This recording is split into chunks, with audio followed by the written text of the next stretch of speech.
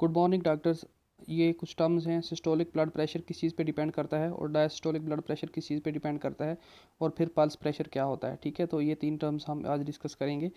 Systolic blood pressure depend करता है mainly stroke volume पे। Stroke volume, what is stroke volume? Stroke volume की definition इस तरह करेंगे कि एक बीट में जो हमारा ब्लड पुश करता है heart through ventricle into aorta is called stroke volume. ठीक है, तो हम ये कह सकते हैं कि ये कार्डिक आउटपुट है। ठीक है, बट इन वन बीट। ठीक है, एक बीट में जो हमारा हार्ट ब्लड को पुश करेगा into the aorta is called stroke volume. ठीक है, तो सिस्टोलिक ब्लड प्रेशर जो है वो डिपेंड करेगा स्ट्रोक वॉल्यूम पे। ठीक है, अगर स्ट्रोक वॉल्यूम ज़्यादा होगा तो हमारा सिस्टोलिक ब्लड प्रेशर ज़्यादा होगा।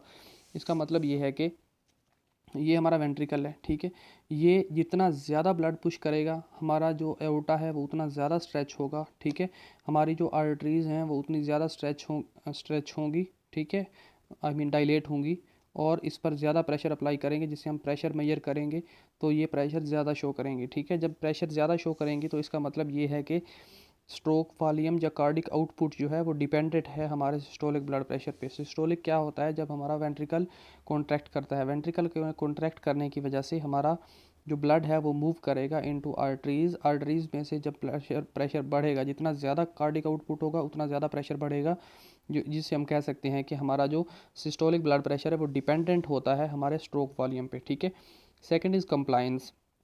कंप्लाइंस क्या क्या मतलब है? लास्ट लेक्चर में मैंने बताया था कि सपोज दिस इज़ अयोर्टा और ये जो इसकी स्ट्रेचिबिलिटी है इसको बोलते हैं कंप्लाइंस। ठीक है, ये ज़्यादा अगर कंप्लाइंस होगा तो ब्लड प्रेशर कम हो जाएगा। ठीक है, अगर ये हार्ड होगा मतलब इसकी वाल्व जो है वो हार्ड हो चुकी हैं, ये स्ट्रेच नहीं होती, तो जितना ज़्यादा प्रेशर आएगा वो उतने ज़्यादा फ्लो के साथ आगे जाएगा।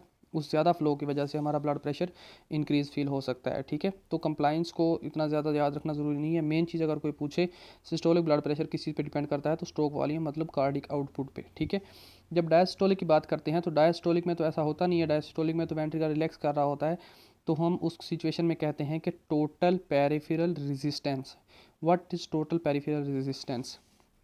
टोटल पेरिफेरल रेजिस्टेंस का मतलब ये है कि जो हमारे आर्ट्रियोल्स होते हैं वो रेजिस्ट करते हैं बहुत ज़्यादा प्रेशर को। सपोज कैपिलरीज तो बहुत ज़्यादा बारीक वाल्व्स होती हैं। ठीक है, जब इधर से 120 या 93 का प्रेशर आएगा तो वो डायरेक्ट अगर कैपिलरीज के अंदर इंटर कर देंगे तो कैपिलरीज ब्लास्ट हो जाएंगी। ठीक है, और बहुत ज़्यादा एडिमा क्रिएट हो सकता है बॉडी में। ठीक है, फ्लूइड अकामुलेशन हो जाएगी क्योंकि वापस जो है वो नहीं जा रहा होगा ब्लड, या वापस जो वेस्ट मटेरियल है वो ब्लड में नहीं जा रहा होगा, तो सारा का सारा फ्लूइड आउट ऑफ सेल चला जाएगा, टिश्यू में चला जाएगा। ठीक है, तो क्या होता है, आर्ट्रियोल्स जो होते हैं वो हमारे ज़्यादा प्रेशर को कंट्रोल करते हैं और कंट्रोल करके आगे कैपिलरीज में भेजते हैं जब तक उसका प्रेशर 15 मिलीमीटर ऑफ मर्करी ना हो जाए। Sorry, this is 30 millimetre of mercury. 15 हमारी वेन्स में होता है, 30 मिलीमीटर ऑफ मर्करी। ठीक है, तो अगर ये नॉर्मली 30 मिलीमीटर ऑफ मर्करी नहीं होगा, या अगर ये ग्लोमेरुलस कैपिलरीज हैं तो उसमें 50 मिलीमीटर ऑफ मर्करी होता है। अगर 50 नहीं होगा, ऐसे ही डायरेक्ट भेज देंगे तो हमारे आर्ट्रियोल डायरेक्ट भेज देंगे तो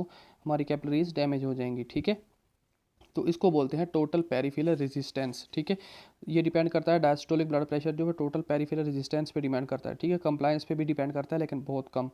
तो मेन चीज़ इसमें याद रखने वाली ये है, सिस्टोलिक ब्लड प्रेशर डिपेंड करता है स्ट्रोक वॉल्यूम पे, डायस्टोलिक ब्लड प्रेशर डिपेंड करता है टोटल पेरिफेरल रेजिस्टेंस पे। ठीक है, next is pulse pressure. Pulse pressure क्या होता है? इसका मतलब ये है कि जो ब्लड हमारा पुश होता है आर्टरीज़ में और हम आर्टरीज़ के ऊपर जब पल्स फील करते हैं तो उसमें जो प्रेशर होता है उसको बोलते हैं पल्स प्रेशर। ठीक है, तो नॉर्मली ये इस तरह एक ग्राफ मैंने ड्रा किया है। ये 80 millimetre of mercury, 120 millimetre of mercury और मीन आर्टीरियल प्रेशर 93 है। अगर हम इसको यानी कि मीन निकालना चाहें तो नॉर्मली हम बात करते हैं कि 80 प्लस 120 है तो मीन के 40 का डिफरेंस है, तो 20 ऐड होने चाहिए। मतलब 80 प्लस 100 प्लस 20 हो तो 100 मिलीमीटर ऑफ मर्करी इसका मीन प्रेशर होना चाहिए। लेकिन 93 क्यों होता है? 93 होने की मेन वजह ये है कि 80 और यहाँ पे फिर 80 हो जाता है। ठीक है, तो एक कार्डिक साइकिल में ज़्यादा देर जो है हमारे पास डायसिस्टोलिक फेज़ रहता है और कम वक्त के लिए हमारे पास सिस्टोलिक फेज़ आता है। मीन के 0.5 सेकंड के लिए हमारे पास डायस्टोलिक होता है और 0.3 सेकंड के लिए हमारे पास सिस्टोलिक होता है। तो ये टोटल बनते हैं 0.8 सेकंड, और 0.8 सेकंड जब 72 बार बीट करेगा हार्ट हमारा 1 मिनट में, तो ये हम 60 सेकंड मतलब 1 मिनट में 72 बार बीट कर रहा होता है। ठीक है, तो ये मीन ये सॉरी डायस्टोलिक प्रेशर 80, यहाँ से ये पुश करेगा यहाँ तक जाएगा 120 पे, और फिर वापस आने की जो ही ट्राई करेगा तो हमारे नीचे आयोटिक वाल्व क्लोज होते हैं, और इसकी वजह से एक जो ये नोक बनती है, या एक क्या कह सकते हैं इसको, मतलब ग्राफ में एक थोड़ी सी चेंज आती है, तो इसको हम बोलते हैं इंसिसरा। इंसिसरा, ठीक है। तो इंसिसरा क्या है? इंसिसरा एक नोच है जो हमारे आयोटिक वाल्व क्लोज होने की वजह से बनती है, ठीक है। या इसका दूसरा नाम है डाइकॉर्टिक नोच, ठीक है। तो इंसिसरा याद रख लें या डाइकॉर्टिक नोच याद रख लें, ठीक है। तो फिर क्या होगा, ये वापस अगेन अब डायस्टोलिक फेज में आ जाएगा, ठीक है। तो ये हमारी पल्स प्रेशर है। सपोज अगर जो बूढ़े लोग होते हैं उनकी जो कंप्लाइंस होती है, यानी कि जो एओर्टिक स्ट्रेचनेस होती है वो कम होती है, तो एओर्टिक स्ट्रेचनेस जब कम होगी तो क्या होगा, ये जो वाल्व होगा ये प्रेशर जो है वो बहुत ज़्यादा इंक्रीज़ कर देगा, ठीक है। अगर हमारे पास एओर्टिक स्टीनोसिस होती है तो ये हमारा पल्स प्रेशर जो है बहुत ज़्यादा डाउन कर देगा, ठीक है। तो ये मेन चीज़ें थी आज के लिए। तो thank you doctors, good bye.